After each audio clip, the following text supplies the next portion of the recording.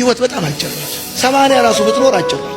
ራሴን አጠፋለሁ አገር ለቅቄ እጠፋለሁ እንዳት እንደውም ፈገግ በል። ይሄን ህይወት ድጋሚ ስለማትኖረው ኢንጆይ ታንክስ ቱ ጋድ። በቃ መጽሐፍ ነው የሚወጣው፣ ትምህርት ይወጣል።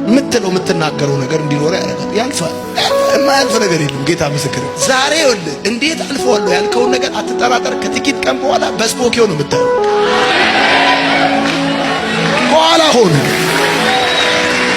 ሆኑ ይኸውልህ አንድ ጊዜ ነው የምትኖረው እንዳትረሳ። ህይወት አይደገምም። አንዴ ነው የምትኖረው። አትገርመው። አንዴ ነው የምትኖረው።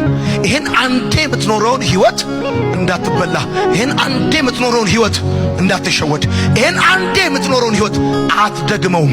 አሜሪካን ሀገር ስትሄድ መንገዶቹ ረዣዥም ናቸው፣ ሰፋፊ ናቸው እና አንድ ጊዜ አንድ መውጫ ቁጥር ከዘለልክ አልፈ ከሄድክ ዩተርን ሰርተ ለመመለስ ይቴክስታል።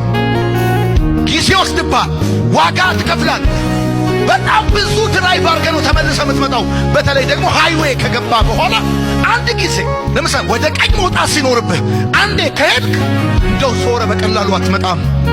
ዘመን ይፈጅብሃል። በደንብ ስማኝ። ከ18 እስከ 19 ዓመት ያለው የህይወት ጊዜ ማለት መስቀለኛ መንገድ ላይ ያለው እሱ ብቻ አይደለም፣ በእድሜ ብቻ አይደለም፣ በህይወትም ብዙ ጊዜ መስቀለኛ ጊዜ ያጋጥማቸዋል። በትዳር፣ በሥራ፣ በግንኙነት፣ በህይወት መስቀለኛ። ይሄ የሚያስኬድ ይመስላል፣ ይሄ የሚያስኬድ ይመስላል፣ ይሄ የሚያስኬድ ይመስላል፣ ይሄ የሚያስኬድ ይመስላል። የመስቀለኛ መንገድ ክፋቱ ምንድነው ካላችሁኝ፣ ሁሉም ትክክል ይመስላል።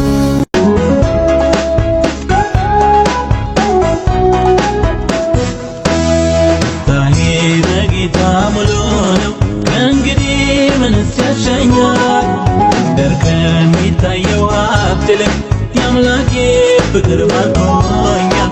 ደስና ከበሬታ አላፊ ነው ትቼዋለሁ። የአምላኬ ክብር ባለበት የኔስ አገር በሰማይ ነው። ቃሉ እንደሚናገረው